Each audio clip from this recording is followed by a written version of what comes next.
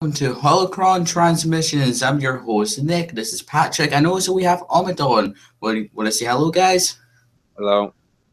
Yo. So today we'll be reviewing a brand new episode for Star Wars Rebels Season 3, Episode 15, called Trials of a Darksaber. Now, of course, for me, I love this episode. This was a bang on 10 out of 10. Dave Filoni did a great job on this episode, and I just love all his work. So, Patrick, on to you. I thought this was a good episode. I have my problems still with some stuff with it that makes me not truly love it, and we'll get into that later. But other than that, though, I thought it was a good episode leading up to the next episode that we're going to be seeing here soon. Omadaun. I give this a 10 out of 10. This is a very good character-driven episode and really shows the camaraderie of characters, and every one of them has certain things that really make them unique and why they are where they are. Very true. So first off, that starts off with at Chopper Base, of course, we get to see Finn. I believe his name is Finral or someone else. The guy in the blue armor. I believe it's Finral, the Mandalorian. Yeah. Yes.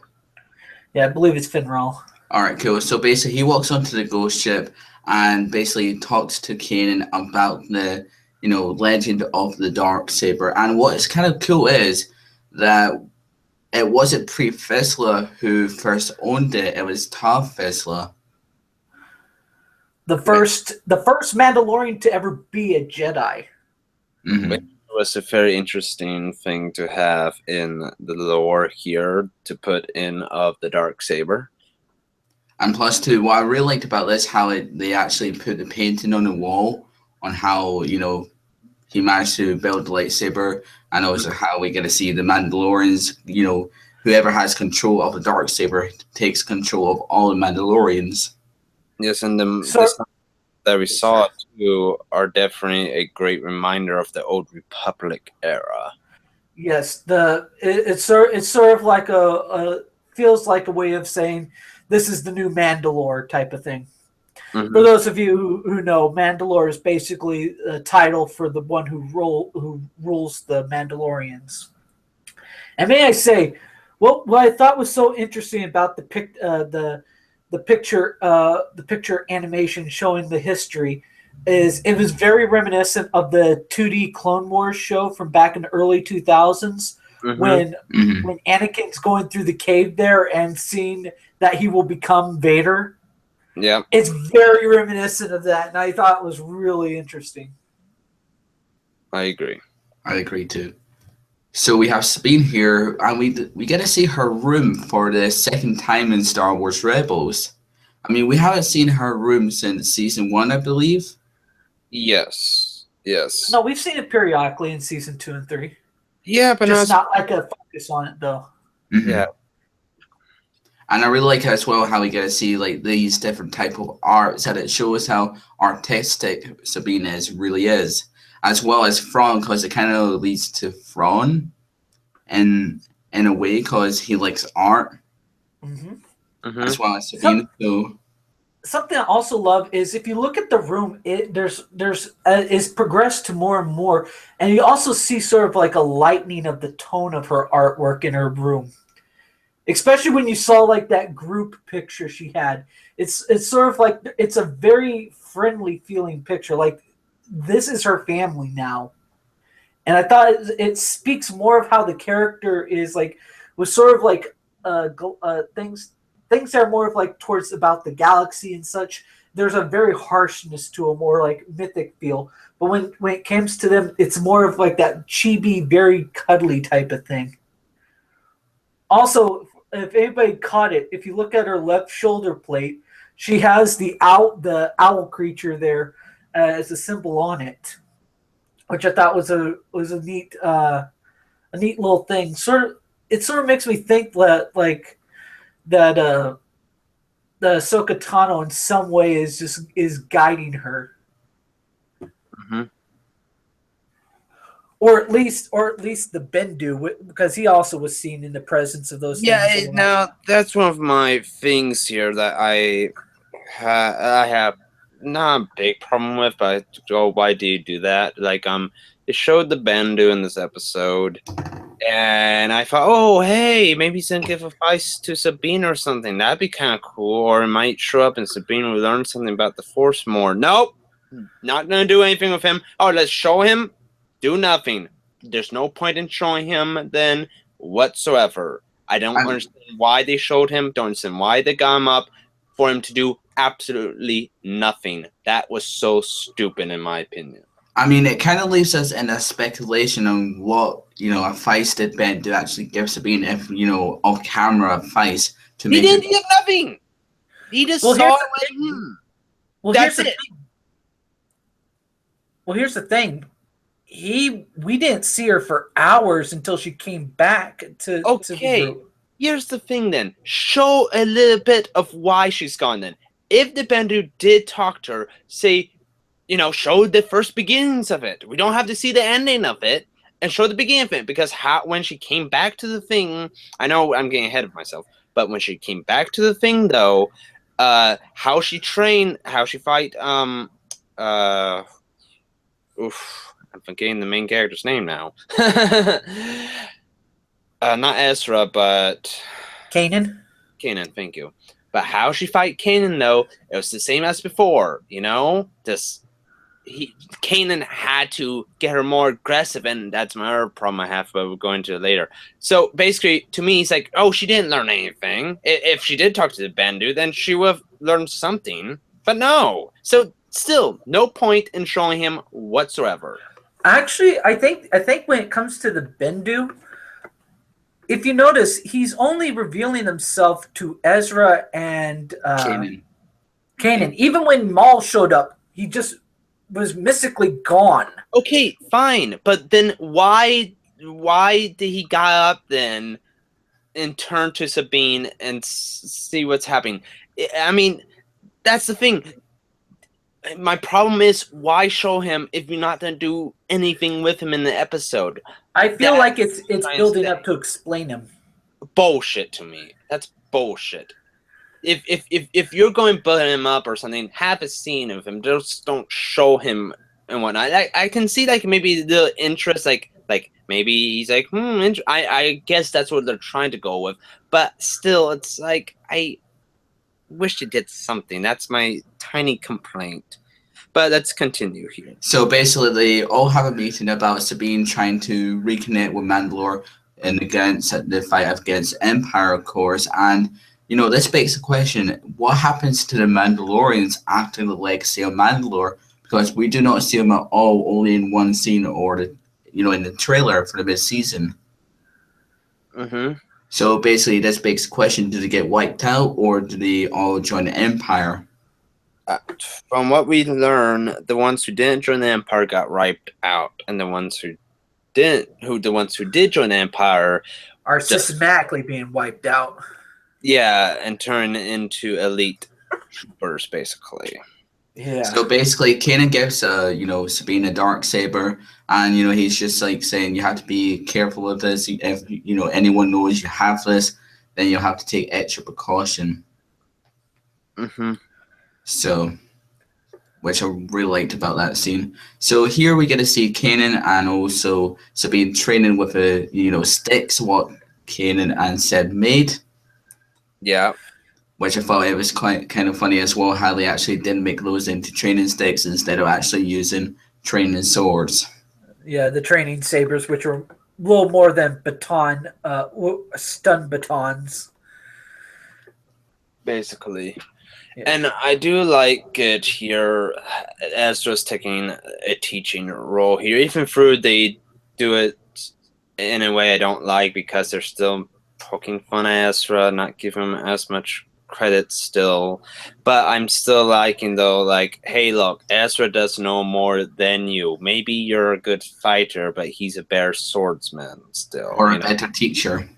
Well, honestly, I think with what they were doing with Ezra is Kanan is putting a little more trust in Ezra, and as well as Sabine might be a lot more willing to listen to someone that is on her level of age wise, and might be more will. She opens up a lot more to Ezra than she does to any of the other crew. Really, she's always been that kind of very standoffish with her own real emotions and just always put up that forced front.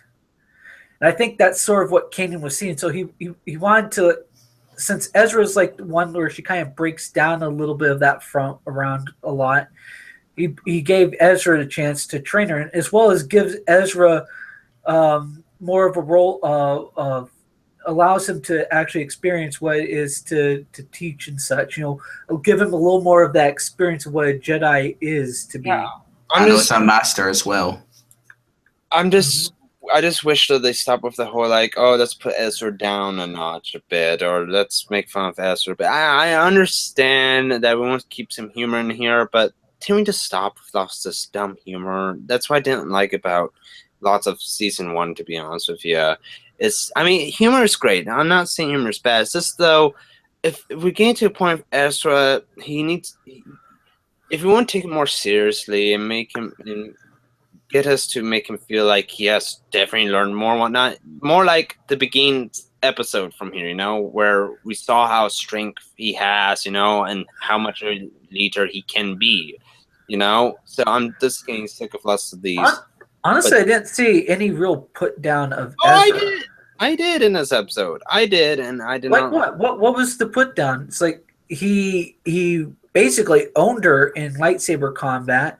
Well, still, it's and here, basically this scene right here, perfect. This scene right here, put him down a bit, put him down a notch, making fun of him just a bit. Not as much. I'm not saying they did do it too much, but it feels like they still can't get away from that just a bit. I understand. It's just my own little nitpick. Maybe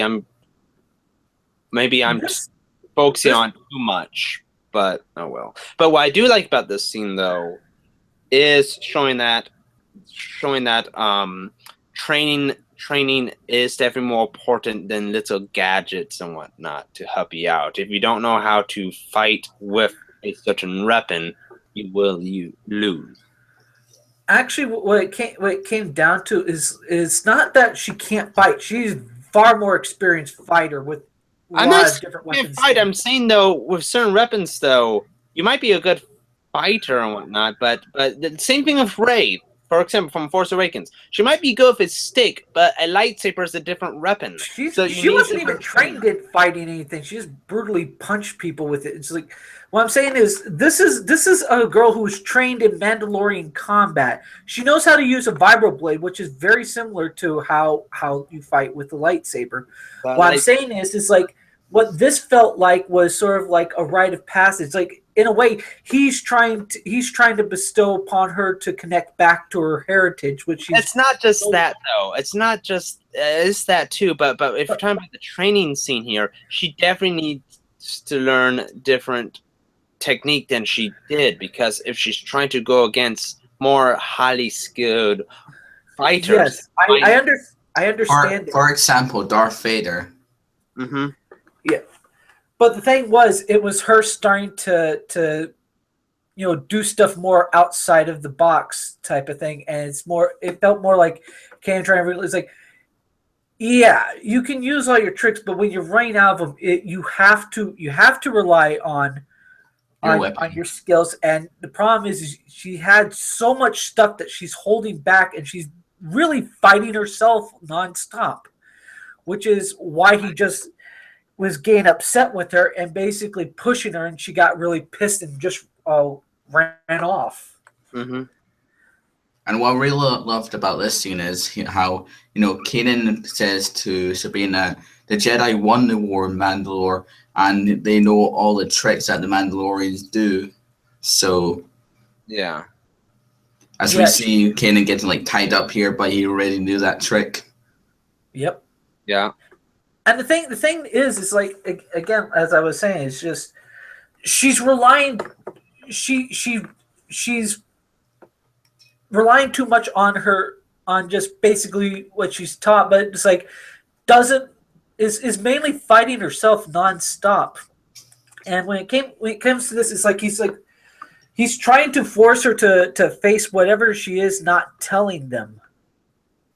And he's doing it aggressively, like everything that she holds about her family and all that. Mm-hmm. You could tell he was trying to force it out of her. And that it says a lot about Kanan's character. He's having to grow at learning how to teach different people. Ezra was a very willing learner. With Sabine, she's very anti-learning because she's very regretful of her past and her own decisions. Yes. And even Hera had to get on his case. Like, look, you don't keep kitty gloves on her. You gotta let her deal with her problems. You can't just put kitty gloves to protect her. She's not a kid. She's a trained warrior. She needs to be able to face them. Mm-hmm. And putting kitty gloves on her is only hurting her because she's just going to get more and more rebellious and screw up because of that, because she won't face her own issues. Yeah. Meanwhile, at the same time, Ezra, again, being the one that can actually connect with Sabine, was sitting there talking with her and everything. And meanwhile, Sabine, I know you don't like that Bindu was there. It was like, Bindu is observing. That's one thing I like about him. He's observant. And the reason I think that what they're building to is the reason he doesn't reveal himself to anybody but Ezra and Kanan. I think what it's building to, he's trying to indoctrinate them into the way of the gray Jedi. I get walking that balance between the dark and the light. Like I said, with the Bendu, I'm not saying it was bad seeing him. I just wish we got more of him. We got a scene with him if you're going to show him. I get he was looking on it, like seeing what's happening, but we only got that one scene of him doing that. It would be nice to see another scene maybe of him after this has happened or something, or that's something else. That's basically all I'm just trying to say. Now, here's my other complaint going into here. It's this scene here that we're looking at right now. To me, I did not like. I understand what Kanan was doing. It was fine, but to me, it felt like Sabine was using more of the dark side way of doing stuff. Using anger and frustration. I get it. I know it's not. I know she's not a Jedi, but I wish Kanan would have let made a remark saying, "Don't let your emotions get to you." That wasn't the point of what he was doing. I know, but at least a slight comment in there, just because of how much he gets on the case of Ezra going to that. I get it though, because he's a Jedi, but I know. No, it's more than that. It's when you look at my point though. Do you see my point though? Because in this scene though, I know she bringing out lots of the stuff that she was holding back and whatnot, but how she was doing it too was very aggressive, and I felt like Kanan as a master would have at least said, make sure too that when you're fighting that your emotions don't get to you, or even quoting that Obi-Wan quote or a Yoda quote, like do or do not, there is no try. No, that would not work there. No, that'd be stupid. But there's something there just to remind her that don't bottle up your emotions, but don't let them control your fighting. But here's the thing during that. What he was doing was, it's like she see, it's a different thing. No, I know what he was. Hold on. Let me say. With Ezra, he is a person who will fucking just go off the handle at times if you don't wrangle at him. It wasn't that she was turning her anger towards him. It's bottled up inside her. She's turning it in on her. And the only way he can get her to get it out of her, to stop torturing herself, is force her, prod her until she finally just breaks down and says it. I understand that. But still, knowing that he's a master, I understand what he's trying to do. And I get that. But some people it works that way.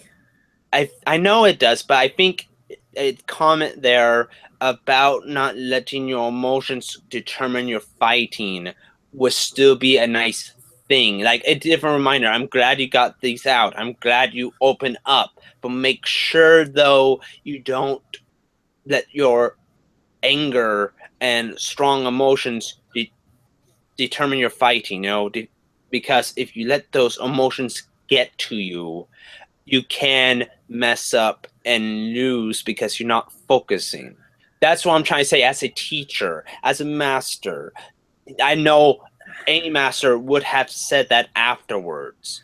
Well, I think praise, you're not give realizing praise, give praise, but also to give a lesson.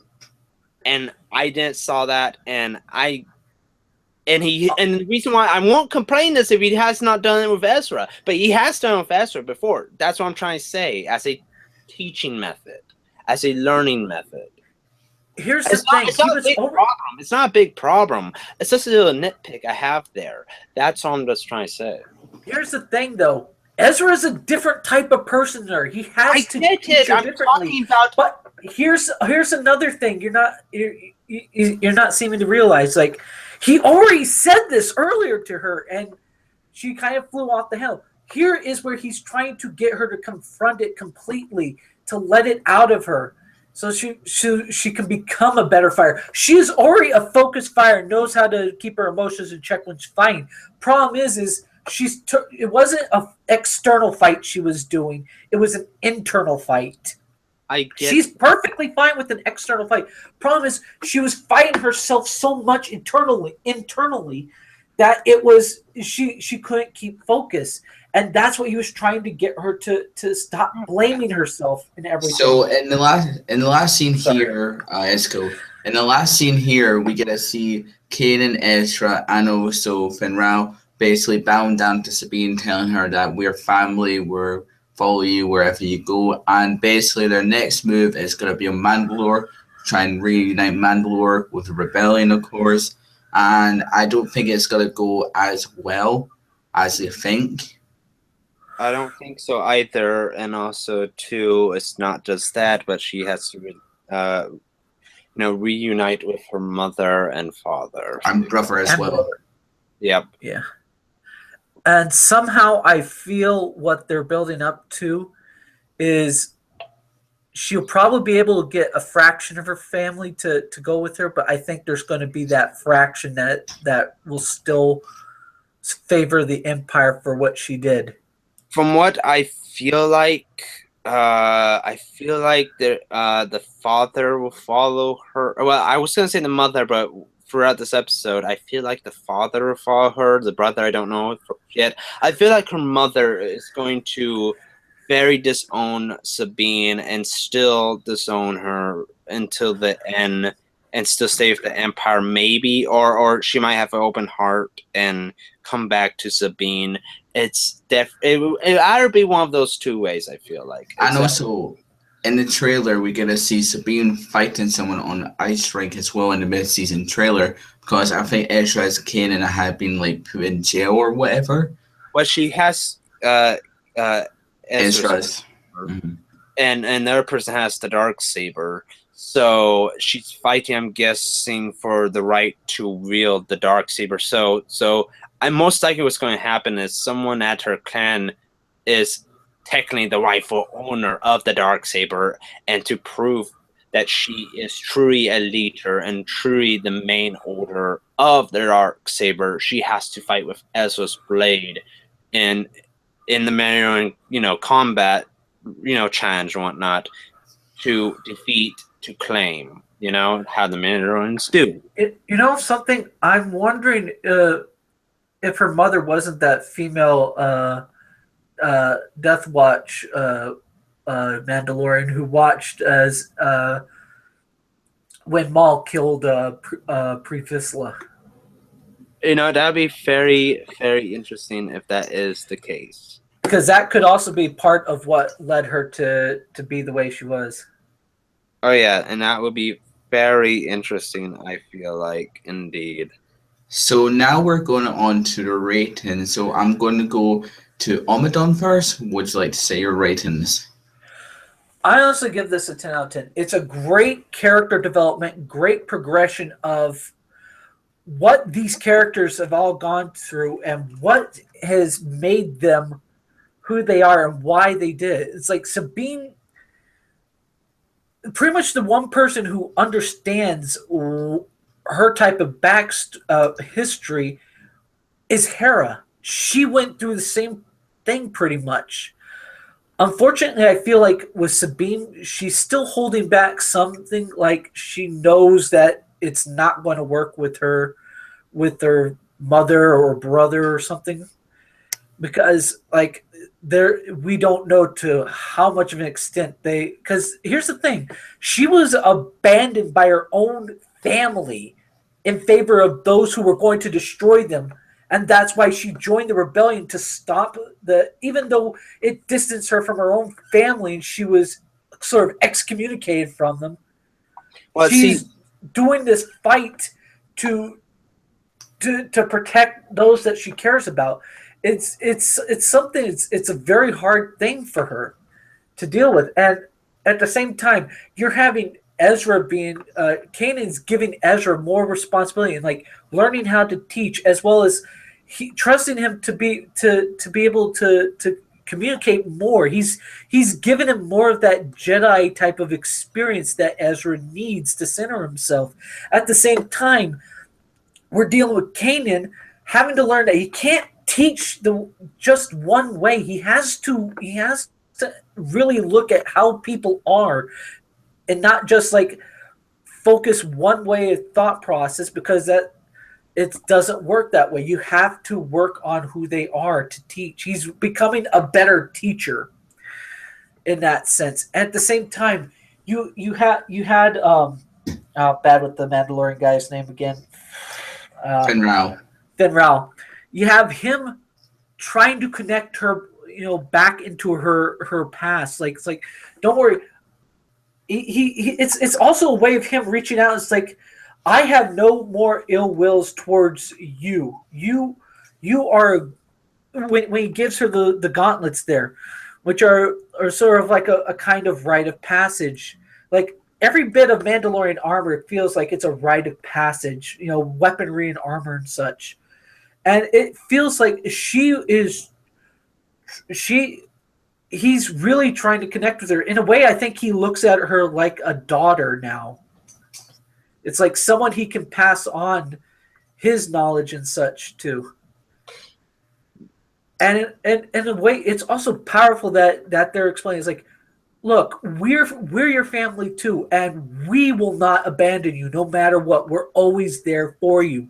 Something that I think in the next few episodes, they're going to prove it to her, with staying with her. Something I still feel like she trusts them, but is weird because of what happened to her own biological family, abandoning her own clan, abandoning her. She was by herself for a long time.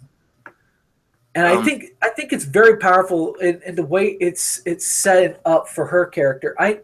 I know you're not a big fan of her, Joker, but I think it's a very important thing, the stuff that she's gone through. And it also explains something about the Empire. It's like they're constantly making newer weapons and better weapons. And Mandalorians were known for having some of the best armors and weaponry. And not to mention, they do have the the Mandalorian iron. I forget what the iron's called, but it's basically lightsaber resistant and is a very dense, heavy iron that they produce themselves and know how to work. So it does say a lot to maybe how the weapons work. Maybe even the Death Star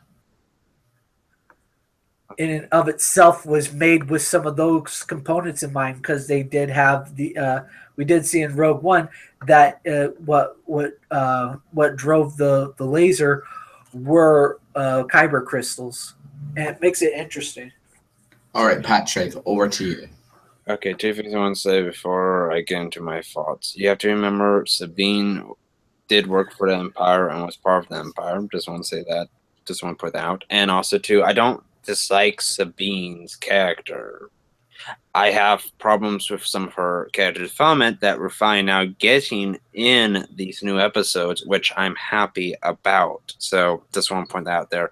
Now, with this episode, I'll give it a 8 out of 10 still, just because of those nitpicks that I had with the episode, and they're nitpicks. I'm not saying that they destroy that whole episode. They're just a problem to me. That's just it. They're just a problem to me.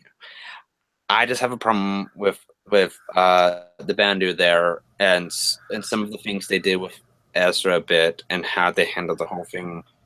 Not the whole thing, the end part with Sabine and Kanan just a little bit, but it's just tiny nitpicks. Other than that, it was a good episode, a great episode, and we got lots of good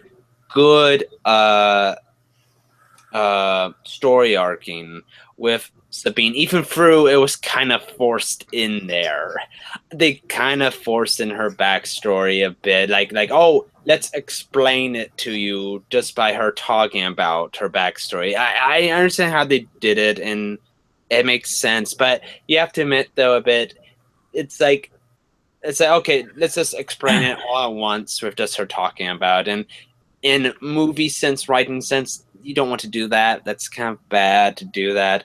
But for this circumstance and for the TV show format, if we want to get more for backstory without reading tons of books and whatnot, just knowing at least a little hints here and there and whatnot, it was perfectly fine. I'm okay with that. So yeah, definitely a 8 out of 10. Nick?